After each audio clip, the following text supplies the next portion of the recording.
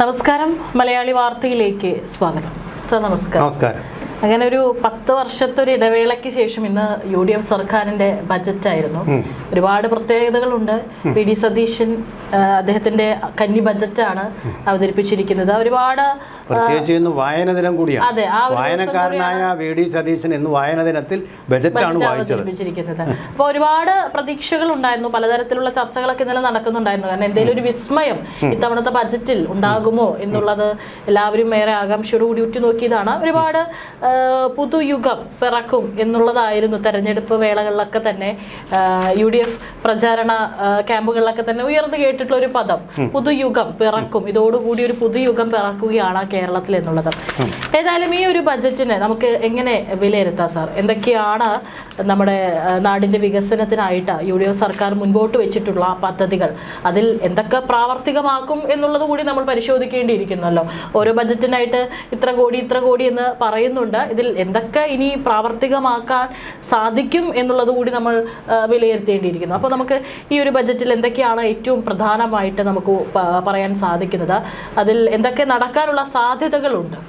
ഇതൊരു റിവൈസ്ഡ് ബജറ്റാണ് എങ്കിൽ തന്നെയും ഇത് വി.ഡി. സതീശൻ ഗവൺമെൻറ്റിൻ്റെ, അതായത് പുതിയുഗ ഗവൺമെൻറ്റിൻ്റെ നവയുഗയാത്രയുടെ ഒരു സിഗ്നേച്ചർ ബജറ്റാണ് നമ്മളെല്ലാം കരുതിയിരുന്നത്. വളരെ പ്രതീക്ഷയോടുകൂടി ശ്വാസമടക്കി പിടിച്ചുകൊണ്ടാണ് ഏതാണ്ട് 1.5 മണിക്കൂർ കഴിഞ്ഞിട്ട് 3 മിനിറ്റും കൂടി എടുത്ത ഈ ബജറ്റിൻ്റെ വായന നിയമസഭാ തലത്തിൽ പൂർത്തിയായത്. അവിടെ നമുക്ക് പല പ്രതീക്ഷകളും ഉണ്ടായിരുന്നു. പ്രതീക്ഷകളെല്ലാം സഫലമായില്ല എന്ന് പറയാൻ പറ്റില്ല. നമ്മുടെ പ്രതീക്ഷകളിലുണ്ടായിരുന്ന ഇന്ദിരാ ഗ്യാരണ്ടി സ്കീമിൽ ഇനി ബാക്കി ഉണ്ടായിരുന്ന ഒന്നിൻ്റെ പ്രഖ്യാപനം സഭാതലത്തിൽ നടക്കുകയുണ്ടായി. അതായത് ഉമ്മൻചാണ്ടി ഇൻഷുറൻസ് പദ്ധതി. അത് അദ്ദേഹം വായിച്ചു. അത് കാര്യത്തിൽ സഫലമായി. പക്ഷേ ഇതിൻ്റെ സിഗ്നേച്ചർ വാഗ്ദാനങ്ങളായിരുന്ന 5 ഇന്ദിരാ ഗ്യാരണ്ടി സ്കീം എന്ന് പറയുന്നതിൽ നടപ്പാക്കാൻ മാത്രം ഉദ്ദേശിച്ചുള്ളതാണെന്ന് അവർ തന്നെ അവകാശപ്പെട്ട ഇനത്തിൽ ഇനി 4 എണ്ണം ബാക്കി കിടക്കുന്നു. ആ 4 എണ്ണം ബാക്കി കിടക്കുന്നതിൻ്റെ ഒരു മേന്മയും വൈപുല്യവും മനസ്സിലാക്കുമ്പോഴാണ് എത്രമാത്രം ദരിദ്രമാണ് ഈ ബജറ്റ്, നമ്മുടെ പ്രതീക്ഷകളെ എത്രമാത്രം തകർത്തെറിഞ്ഞു എന്നുള്ള ഒരു ബോധ്യം ഉണ്ടാകുന്നത്. അതുകൊണ്ട് ഞാൻ ഈ ബജറ്റിൽ പറയാത്ത കാര്യങ്ങളൊന്ന് പറയാം ആദ്യം. അതായത് ഫ്രീ ബസ്സിൻ്റെ കാര്യം നേരത്തെ നടപ്പായതുകൊണ്ട് ഇതിൽ പ്രത്യേകിച്ച് പറയേണ്ട കാര്യമില്ല. പക്ഷേ അതിനുവേണ്ടി വി.ഡി. സതീശൻ നേരത്തെ പറഞ്ഞിരുന്നത് ഒരു 500 കോടി രൂപ ചെലവ് വരും എന്നാണ്. 600 കോടി രൂപ അതിൻ്റെ പ്രതിഫലമായിട്ട് അദ്ദേഹം KSRTCക്ക് നൽകുമെന്ന് ഈ ബജറ്റിൽ രേഖാമൂലം പറഞ്ഞിരിക്കുന്നു. അപ്പോൾ അത് കൊടുക്കേണ്ട ബാധ്യതയുണ്ട് ഗവൺമെൻറ്റിന്. അതുപോലെ മറ്റൊരു പ്രധാനപ്പെട്ട പ്രഖ്യാപനമായിരുന്നു സ്റ്റുഡൻസിന് അതുപോലെ അവരുടെ പഠനത്തിന് വേണ്ടിയിട്ടുള്ള സഹായമായിട്ട്, ധനസഹായമായിട്ട് 1000 രൂപ വെച്ചിട്ട്.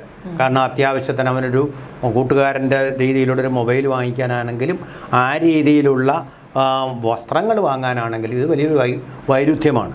വലിയ അമ്പരപ്പിക്കുന്ന തരത്തിലുള്ള അന്തരം നമ്മുടെ വിദ്യാർത്ഥി വർഗത്തിനിടയിലുണ്ട്. അപ്പോൾ ഗവൺമെൻറ് തന്നെ അതിൽ ഈ പാവപ്പെട്ട വിഭാഗങ്ങളെ വരേണ്യവർഗത്തിനോടൊപ്പം നിൽക്കത്തക്ക രീതിയിൽ, ഇത് സാധ്യമല്ല എങ്കിലും ഒരു നല്ല ചുവടുവയ്പ്പായിരുന്നു. അത് നന്മയുള്ള ഒരു വാഗ്ദാനമായിരുന്നു. ആ വാഗ്ദാനത്തിൻ്റെ യാതൊന്നും ഇതിലുണ്ടായിട്ടില്ല.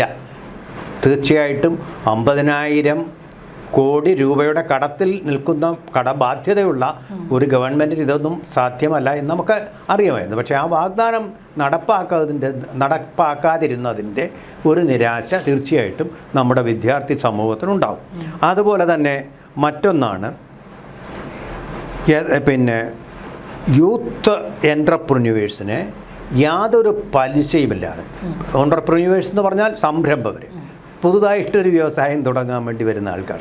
ഇത് പറയുമ്പോഴാണ് ഞാൻ ഓർക്കുന്ന പിണറായി വിജയൻ സഭയിൽ പണ്ട് പറഞ്ഞൊരു കാര്യം, അതായത് വൈഫിന് കിട്ടിയ റിട്ടയർമെൻറ്റ് ആനുകൂല്യങ്ങൾ ഞങ്ങൾ കൊടുത്തു, നീ എന്തെങ്കിലും വ്യവസായം തുടങ്ങിക്കോ എന്ന് പറഞ്ഞ് വിട്ടു എന്ന് പറയുന്നത്. അത് ആ റിട്ടയർമെൻറ്റ് ബെനിഫിറ്റാണ് അവിടെ അതിൻ്റെ മൂലധനമായിട്ട് ഭവിച്ചത് എന്നാണ് പിണറായി പറഞ്ഞത്.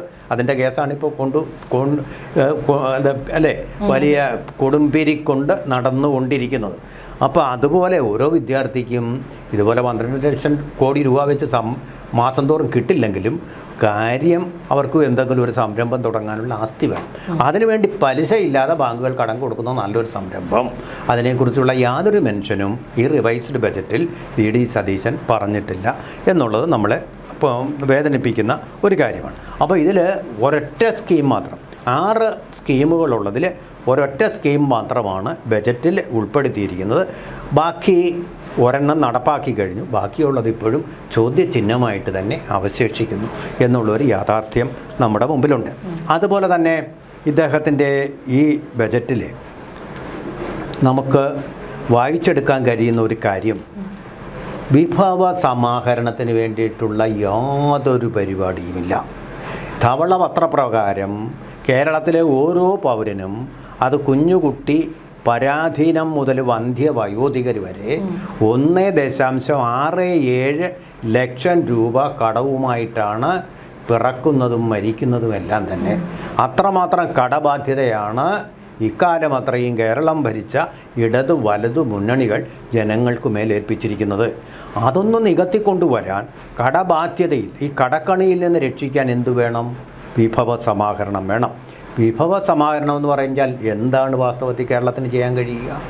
അവർക്ക് പിരിക്കാൻ കഴിയുന്ന നികുതികൾ കാര്യക്ഷമമാക്കുക, അതുപോലെ തന്നെ കൂടുതൽ മേഖലകളിലേക്ക് ഈ നികുതി പിരിവ് നടക്കുക. ഇവിടെ പറയുന്നുണ്ട് കാര്യക്ഷമമാക്കാൻ വേണ്ടി ഒരു ബോർഡ്, പക്ഷേ അതുകൊണ്ടൊന്നും സാധ്യമല്ല. ആ നിർദ്ദേശമൊക്കെ ഒരുപാട് നമ്മൾ കണ്ടിട്ടുള്ളതാണ്. അതൊന്നും സഫലമാകുന്ന കാര്യങ്ങളല്ല. കർശനമായിട്ട് പുതിയ നികുതി നിർദ്ദേശങ്ങൾ വരണം. അങ്ങനെയുള്ള നികുതി നിർദ്ദേശങ്ങൾ കർശനമായിട്ട് നടപ്പാക്കുകയും വേണം.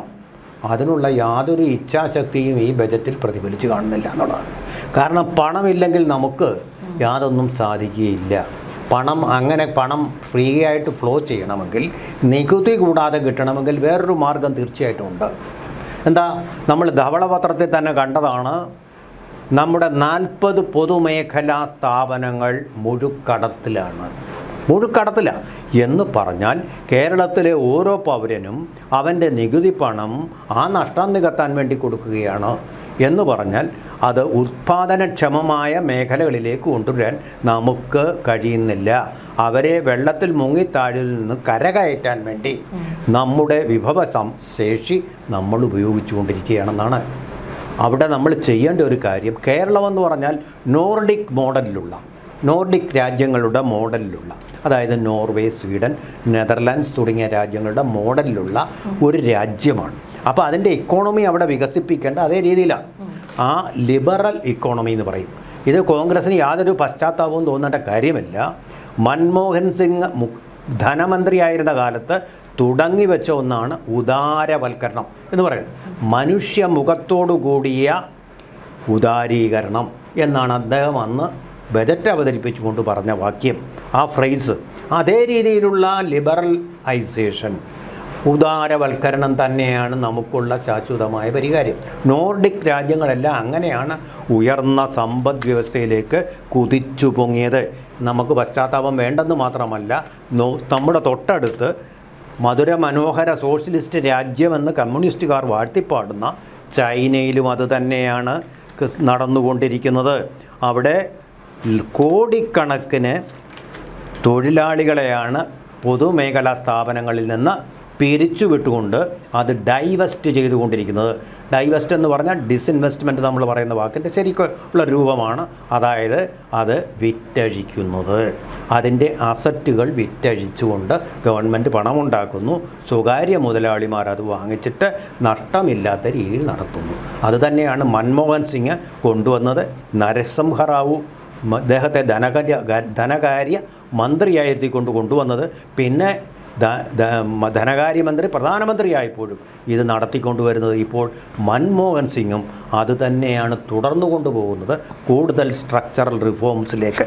അതുകൊണ്ടാണ് ഇന്ത്യക്ക് സാമ്പത്തികമായി ആഗോളതലത്തിൽ 3ാം സ്ഥാനം കിട്ടിയത്.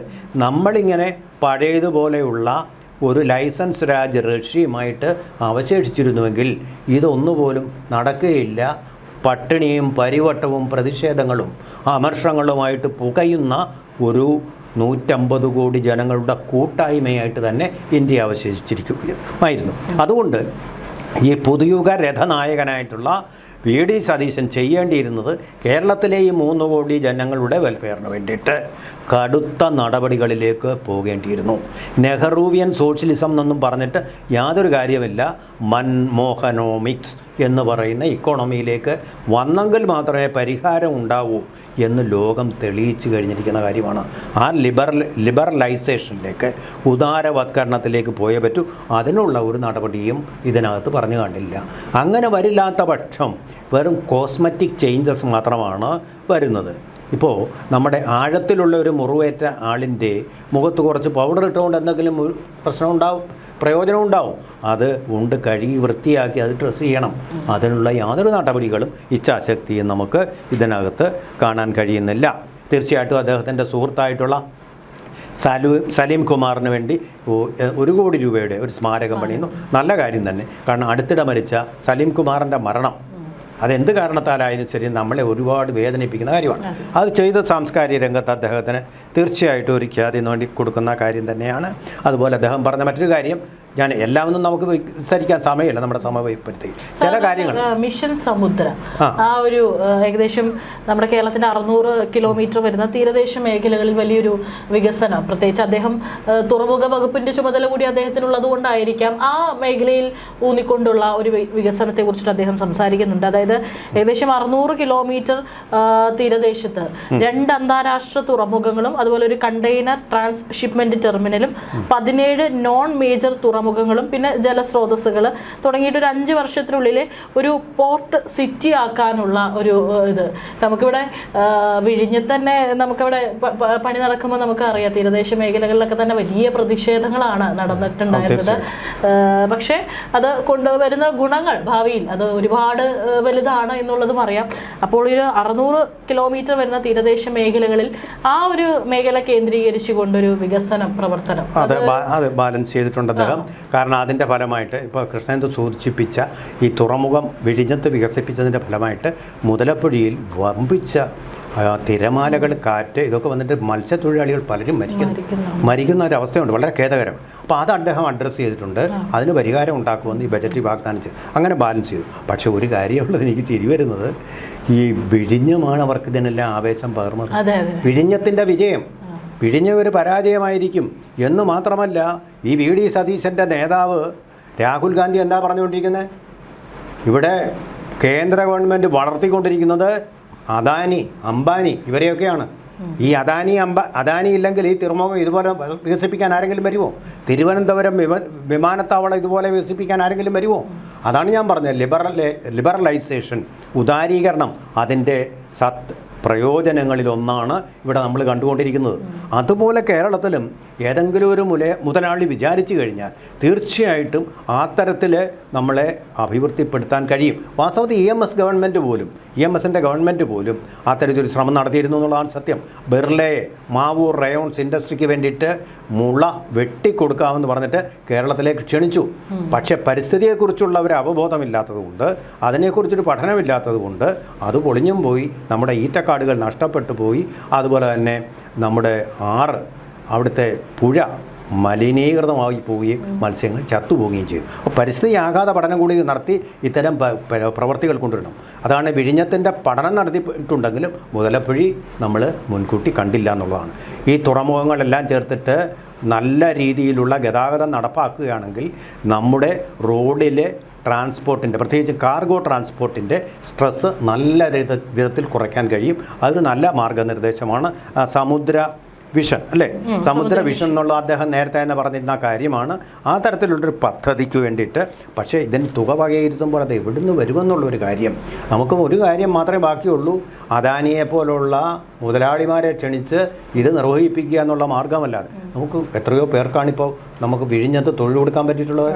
അവിടുത്തെ മത്സ്യത്തൊഴിലാളികളൊക്കെ നല്ല കാർഗോ ട്രാൻസ്പോർട്ടേഴ്സായിട്ട് അവിടെ പ്രവർത്തിക്കുന്നുണ്ട്. യൂണിഫോം ഇട്ട് നല്ല സ്കിൽഡ് വർക്കാണത്. ലോകത്തിൽ എവിടെ പോയാലും അവർക്ക് പണി കിട്ടും. ആ ഒരു ചേഞ്ച്, അതാണ് കേരളത്തിന് വേണ്ട ഒരു സ്വപ്ന പദ്ധതി എന്ന് പറയുന്നത്. എന്തായാലും അത് അക്കാര്യത്തിൽ കൃഷ്ണേന്ദു പറഞ്ഞതുപോലെ തന്നെ സ്വപ്ന തുല്യമായിട്ടുള്ള ഒരു നിർദ്ദേശമാണ് വന്നിട്ടുള്ളത്. അതിൻ്റെ കാര്യങ്ങൾ എങ്ങനെയൊക്കെയാണെന്ന് ഇനി വരാൻ പോകുന്നതേ ഉള്ളൂ. അതുപോലെ നമ്മളെ പെൻഷൻ്റെ കാര്യത്തിൽ അവരുടെ നയം പഴയ പെൻഷനിലേക്ക് പോകുന്നൊക്കെ അതൊന്നും നടപ്പാവുന്ന കാര്യമല്ല. അതുപോലെ തന്നെ ഡിയർനെസ് അലവൻസ്, അങ്ങനെയുള്ള സർക്കാർ ജീവനക്കാരുടെ അലവൻസിൻ്റെ കാര്യത്തിൽ വ്യക്തമായിട്ടൊന്നും പറഞ്ഞിട്ടില്ല. പരിഗണിക്കുമെന്ന് പറഞ്ഞ് ഒഴിഞ്ഞ് മാറുകയാണ് ചെയ്തിട്ടുള്ളത്. അപ്പോൾ ഈ വളരെ പ്രധാനപ്പെട്ട ഒരു കാര്യം, ക്ഷേമനിധി ബോർഡുകൾ ഒന്നിപ്പിക്കുമെന്ന് പറഞ്ഞു. അതുപോലെ തന്നെയാണ് പല കോർപ്പറേഷനുകളിലും, വെള്ളാന കോർപ്പറേഷനുകളിലും, ഉദാഹരണത്തിന് വനം വികസന കോർപ്പറേഷൻ, ബാംബു വികസന കോർപ്പറേഷൻ, എന്താ ഇവർ ചെയ്യുന്ന ഒരു കുന്തവും നമുക്ക് ഇൻപുട്ടായിട്ട് കിട്ടുന്നില്ല. ചുമ്മാതിരുന്നുകൊണ്ട് കുറേ പേര് രാഷ്ട്രീയക്കാർ ശമ്പളം വാങ്ങിക്കുക. അതുപോലുള്ള കോർപ്പറേഷനുകളും ഏകോപിപ്പിക്കണം. പല വനത്തിനൊരൊറ്റ കോർപ്പറേഷൻ എന്നുള്ള രീതിയിലേക്ക് കാര്യങ്ങൾ മാറിയ ചെലവ് ചുരുക്കം. പക്ഷേ ചെലവ് ചുരുക്കൽ തുടങ്ങേണ്ട എവിടുന്നാണ്? മന്ത്രിമാരുടെ എണ്ണത്തിൽ നിന്ന് തുടങ്ങണമായിരുന്നു. അവിടുന്ന് ഡൗൺ സൈസ് ചെയ്യണമായിരുന്നു. 21 പേരുടെ ആവശ്യമൊന്നും കേരളത്തിനില്ല. ഇത്രയും പണമില്ലാത്ത ഒരു സംസ്ഥാനത്തിൽ ഇത്രയൊന്നും ആഡംബരം ആവശ്യമില്ല. ഒരു 15-16 മന്ത്രിമാരെ കൊണ്ട് കാര്യങ്ങളെല്ലാം നിർവഹിക്കാൻ പറ്റുന്നേ ഉള്ളൂ. എന്നിട്ടോ അവരുടെ പേഴ്സണൽ സ്റ്റാഫിലേക്ക് 10-30 പേര് കടന്നു വരിക. ഒരു മന്ത്രിക്ക് അത്രയൊന്നും ആഡംബരം ആവശ്യമില്ല. ഒരു 10 മറ്റ് സംസ്ഥാനങ്ങളിലെ പോലെ 10 എന്നുള്ളൊരു കീഴ്വഴക്കം ചെലവ് ചുരുക്കലാണ്. ചെലവ് ചുരുക്കലിനുള്ള ചില നിർദ്ദേശങ്ങൾ ഇതിൽ വന്നിട്ടുണ്ട്. അതുകൊണ്ടാണ് ഞാൻ പറയുന്നത്. അതിലൊന്നാണ് ഈ ബോർഡുകളെ ഒരുമിപ്പിക്കുക, കോർപ്പറേഷനുകളെ ഒരുമിപ്പിക്കുക എന്നുള്ളത്. കോർപ്പറേഷൻ അദ്ദേഹം പറഞ്ഞാൽ ഞാൻ പറഞ്ഞ കാര്യമാണ്.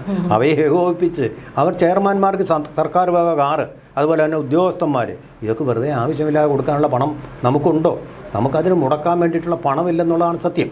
അപ്പോൾ അതുകൊണ്ട് അവിടെയൊക്കെ നമ്മളൊരു ചെലവ് ചുരുക്കൽ പരിപാടി നന്നായിട്ട് നടപ്പാക്കിയെങ്കിൽ മാത്രമേ നമുക്കിപ്പോൾ നിൽക്കുന്ന കടം ത്തിൽ നിന്നുകൊണ്ട് നമുക്ക് ചെയ്യാവുന്ന കാര്യങ്ങൾ ചെയ്യാൻ പറ്റൂ.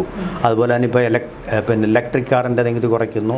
അതുപോലെ തന്നെ അന്യ സംസ്ഥാനത്തു നിന്ന് വരുന്ന പല സംസ്ഥാനങ്ങളിൽ സഞ്ചരിക്കുന്ന വാഹനങ്ങൾക്കുള്ള നികുതി കുറയ്ക്കുന്നു.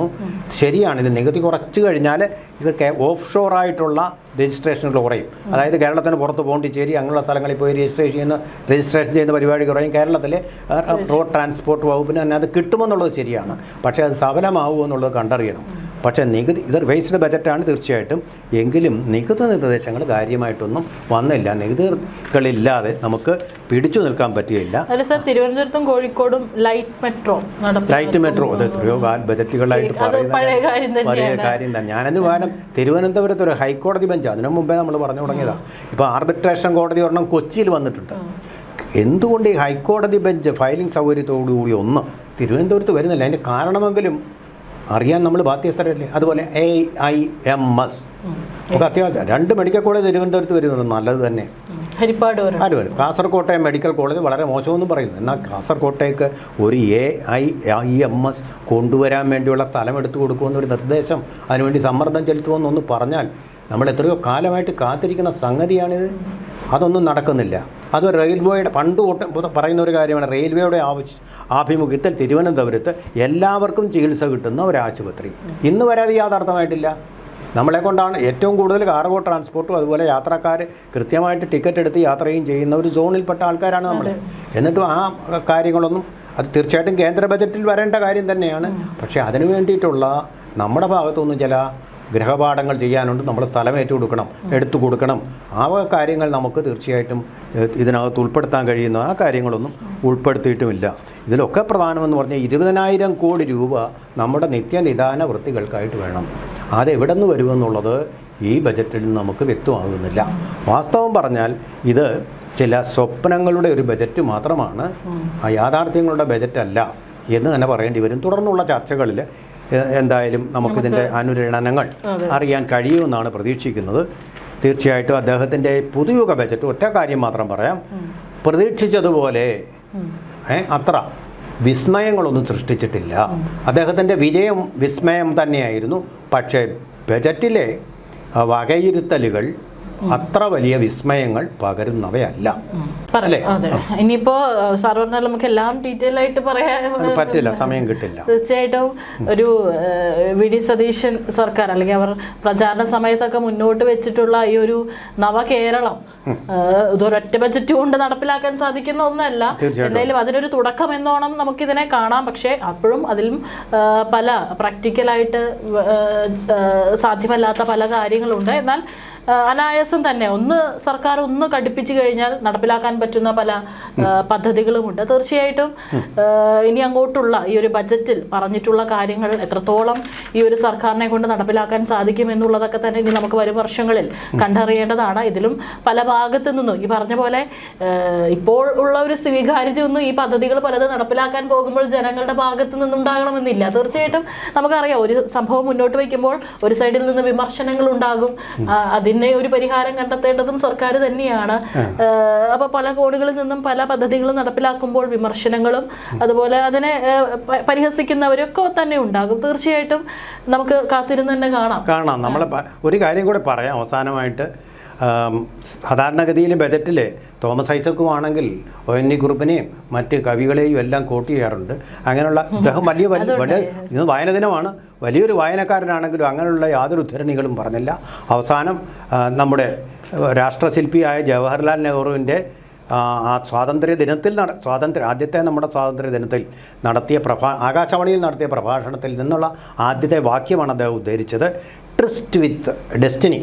പക്ഷേ അദ്ദേഹത്തിൻ്റെ പരിഭാഷ പൂർണ്ണമായോ എന്ന് ഭാഷാ വിദഗ്ധർ തീരുമാനിക്കേണ്ടതാണ്. അദ്ദേഹം പറഞ്ഞത് വിധിയുമായ ഒരു കൂടിക്കാഴ്ച. വിധിയല്ലത്, ഫെയ്റ്റ് അല്ലത്, ഇത് ഡെസ്റ്റിനി എന്ന് പറയുമ്പോൾ നിയോഗവുമായിട്ട് ഒരു കൂടിക്കാഴ്ച എന്നുള്ളതാണ് ശരിയായിട്ടുള്ള രൂപമെന്ന് തോന്നുന്നു. അദ്ദേഹം വളരെ വലിയ ആഴത്തിൽ വായന നടത്തുന്ന ആളായതുകൊണ്ട് ഗുലാഗ് ആർച്ചിപ്പലോയും ഒക്കെ വായിച്ചാണെന്ന് അവകാശപ്പെടുന്ന ആളായതുകൊണ്ട് ഞാൻ തിരുത്തുകയല്ല, അല്ലേ എന്നൊരു സംശയം ഉന്നയിച്ചുകൊണ്ട് നമുക്ക് സമയം അധികരിച്ചതുകൊണ്ട് ഇവിടെ നമ്മുടെ ഈ ടോക്ക് ഇവിടെ അവസാനിപ്പിക്കാം. അതെ, തീർച്ചയായിട്ടും നമുക്ക് ഒരു പുതുയുഗം പിറക്കുമോ അതോ ഈ പറഞ്ഞതെല്ലാം തന്നെ ഒരു സ്വപ്ന പദ്ധതിയായിട്ട് മാറുമോ എന്നുള്ളത് നമുക്ക് കാത്തിരുന്ന് തന്നെ കാണാം.